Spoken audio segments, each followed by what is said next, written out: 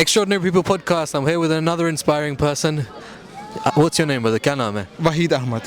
وحید صاحب، ہم ایک گیدرنگ پہ اکٹھے ہوئے ہیں، اسلامک گیدرنگ پہ، امن کے تقاضے پہ اور برادری کے تقاضے پہ.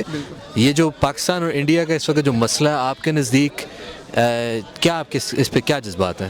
دیکھیں، میں تو ہر آج کل کی جو بھی جنگ ہوتی ہے، کہیں پہ کوئی کنفلکٹ ہوتا ہے، مجھے تو وہ زیادہ تر پولیٹیکل کنفلکٹ لگتا ہے. کہیں بھی ایک آپ ہر گورنمنٹ کے ان کے کچھ پولیٹیکل موٹیوز ہوتے ہیں، ان کو فلفل کرنے کے لیے وہ ایسے کنفلکٹ میں آ جاتے ہیں، اور جن کی وجہ سے ان کی انوسنٹ جو وہاں کی پبلک ہے ان کو سفر کرنا پڑتا ہے. تو یہ بھی ویسا ہی کنفلکٹ ہے جس میں ایک بہت ایزیلی اس کو اوائڈ کیا جا سکتا ہے. اور حضور نے بھی کل پرسوں اپنے خطبے میں یہی کہا تھا کہ پاکستان اور انڈیا کا جو ہے وہ ایک اس کو روکا جا سکتا ہے. اگر پاکستان ایک پرپوزل پیش کر رہا ہے کہ اس کی ان بائسڈ انویسٹیگیشن ہونی چاہیے، تو انڈیا کو کرنی چاہیے، اور پھر وہاں سے پتہ چل جائے گا کہ اگر ویدر پاکستان کلپریٹ ہے یا نہیں ہے. تو اس طرح کی چیزوں سے یہ چیزوں کو روکا جا سکتا ہے. اور پھر at the end of the day جو سفر کرے گا وہ گورنمنٹس نہیں، وہ وہاں کی جو پبلک ہوں گی وہ سفر کریں گی. تو ایسی چیزوں کو روکنا چاہیے اور سوچنا بھی چاہیے کہ ہم ایسی باتیں سب سے پہلے اس کو کیا کیسا کر سکتے ہیں جن کو روکیں. اور اگر ایسا ہو گیا ہے تو گورنمنٹس کو خود ایسے انیشیٹو یا پبلک ایسے انیشیٹو لینے چاہیے کہ بھائی گورنمنٹس آپ پلیز ایسے نہ کریں، کیونکہ ایک تو آپ کسی کے لیے بھی ٹھیک نہیں ہے، اور at the end of the day جو لوگ وہاں پر پبلک ہے وہ سفر کرے گی اس چیز کے بارے میں.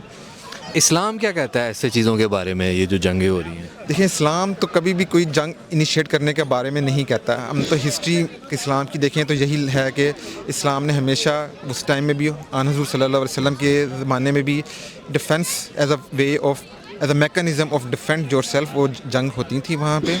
اور اب تو ہم حضرت مسیح موعود علیہ السلام کے زمانے میں اب تو جہاد جنگ فزیکلی جو جنگ ہے اس کا وہ ختم ہے، اس کا جو تصور ہے وہ نہیں ہے اب.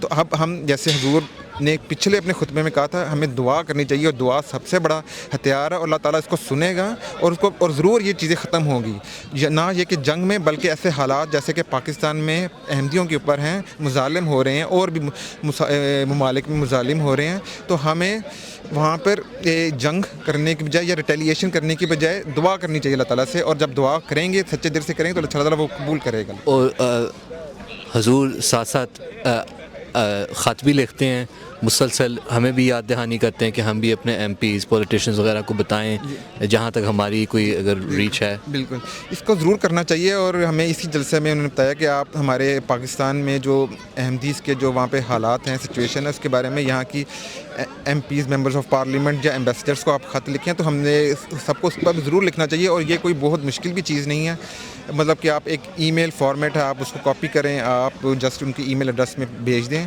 تو ایک اس سے ہوگا کہ وہ آپ کا ان کو ایک اگر ان کو نہیں بھی پتہ تو ان کو پتہ چل جائے گا. اور باقی یہاں پر ٹویٹر کے ذریعے بہت زیادہ اس کمپین چلائی جاتی ہیں تاکہ یہ اس بات کو زیادہ سے زیادہ لوگوں تک پہنچایا جا سکے کہ پاکستان یا دوسرے ملکوں میں احمدیز کے ساتھ کیا مظالم ہو رہے ہیں. اور صرف احمدیوں کے لیے نہیں، ہر جو اگر کوئی مظلوم ہے، ہاں جی، ہر مظلوم جہاں پہ بھی کوئی بھی کسی بھی وجہ سے ارسپیکٹو جو کون سے ریلیجن سے کون سی نیشنلٹی سے تعلق رکھتے ہیں، ہمیں اس کے بارے میں وہاں کے جو بھی پولیٹیکل فگرز ہیں جو اس بارے میں کچھ کر سکتے ہیں ان کو بتانا چاہیے. اور حضور بھی یہی کرتے ہیں کہ وہ بھی لیٹرز لکھتے ہیں ان کے اینڈ سے تمام بڑے پولیٹیکل فگرز کو، ہیڈ آف دا گورنمنٹس کو اور دوسری آرگنائزیشنس کو کہ یہ ہو رہا ہے اور ہم تھرڈ ورلڈ وار کی طرف جا رہے ہیں. تو اس کو ابھی سے روکنے کی ضرورت ہے اس سے پہلے کہ بہت زیادہ دیر ہو جائے. بہت شکریہ آپ کا، جزاک اللہ. بہت شکریہ. شکریہ.